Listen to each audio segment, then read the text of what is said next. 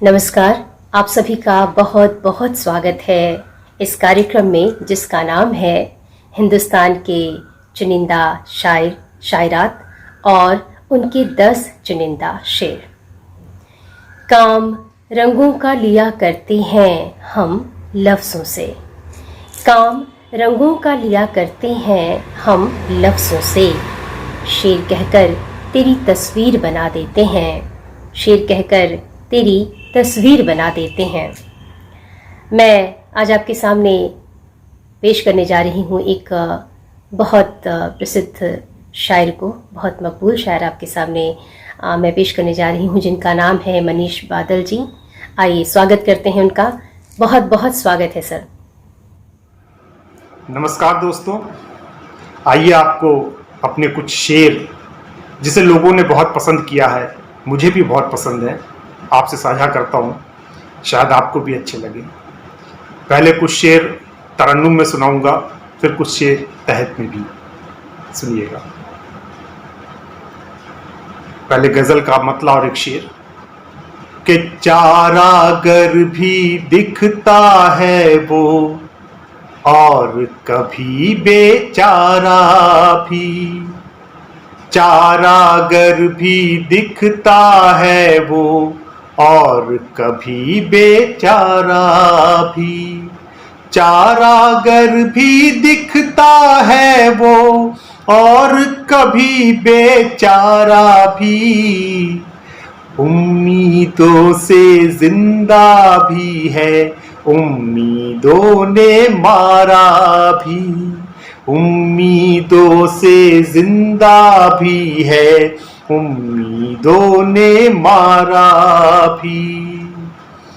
शेर देखिएगा जो आज के हालात को बयां करते हैं कि दौरे हाजिर में पढ़ लिख कर घर में खाली बैठा है, दौरे हाजिर में पढ़ लिख कर घर में खाली बैठा है, वो आंखों में चुभता भी है, वो आंखों का तारा भी, वो आंखों में चुभता भी है, वो आंखों का तारा भी। एक गजल का एक मतला और एक शेर और हाजिर करता हूं। नफरतों को काटती है उल्फतों की धार बस, नफरतों को काटती है उल्फतों की धार बस, नफरतों को काटती है उल्फतों की धार बस, प्यार करिए प्यार करिए प्यार करिए प्यार बस, प्यार करिए प्यार करिए प्यार करिए प्यार बस। शेर देखिएगा कि उनके जीवन में फकत इतना दखल मेरा रहे, उनके जीवन में फकत इतना दखल मेरा रहे, उनकी नैया गर डिगे तो मैं बनूं पतवार बस, उनकी नैया गर डिगे तो मैं बनूं पतवार बस। गजल के शेर तरन्नुम में भी प्यारे होते हैं और तहत में भी अच्छे होते हैं। कुछ शेर तहत पे सुनाता हूं, सुनिएगा। इन शेरों को भी, एक गजल का 2 शेर है, इनको भी लोगों ने बहुत पसंद किया है, बहुत ही सकारात्मकता लिए हुए शेर है।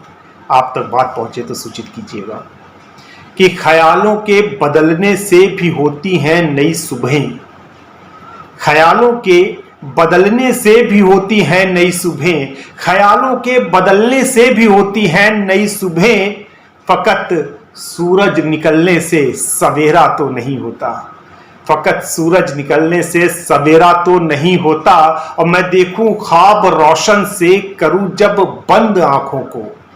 मैं देखूं ख्वाब रोशन से, मैं देखूं ख्वाब रोशन से करूं जब बंद आंखों को। हमेशा बंद आंखों में अंधेरा तो नहीं होता, हमेशा बंद आंखों में अंधेरा तो नहीं होता। कुछ और शेर सुनाता हूं, कुछ और शेर हाजिर करता हूं, सुनिएगा। मेरी 2 बेटियां हैं, बेटियों को याद करके ये शेर लिखा था मैंने, शायद आपको अच्छा लगे। सभी अभिभावकों की ये भाव होते हैं जो इस शेर में सुना रहा हूं कि मेरे बढ़ते हुए बच्चों में भोलापन अभी भी है, मेरे बढ़ते हुए बच्चों में भोलापन अभी भी है, मेरे बढ़ते हुए बच्चों में भोलापन अभी भी है। मुझे चिंता इसी की है, इसी पर नाज भी होता, मुझे चिंता इसी की है, इसी पर नाज भी होता। एक और शेर देखिएगा, ये कोरोना पीरियड में लिखा था मैंने, जब महानगरों से मजदूर अपने अपने गांव को लौट रहे थे, जब लॉकडाउन लगा था पहला वाला। सुनिएगा, पैरों में छाले पड़े होते थे कि पांव के छाले तुम्हें जब गुदगुदी करने लगे, पांव के छाले तुम्हें जब गुदगुदी करने लगे, तुम समझना पास है मंजिल तुम्हारे अब बहुत, तुम समझना पास है मंजिल तुम्हारे अब बहुत।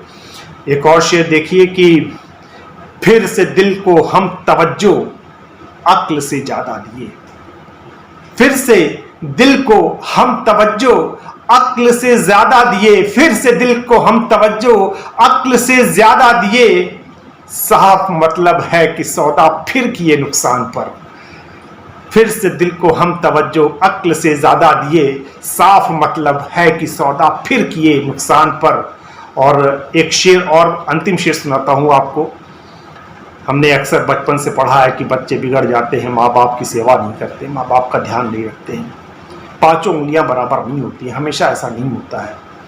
एक शेर उसी भाव के साथ हाजिर करता हूं कि पिता माता की सेवा में हुआ अक्सर है ऐसा भी, पिता माता की सेवा में हुआ अक्सर है ऐसा भी, पिता माता की सेवा में हुआ अक्सर है ऐसा भी कि बेटे की ही बीपी की दवाई छूट जाती है, कि बेटे की ही बीपी की दवाई छूट जाती है।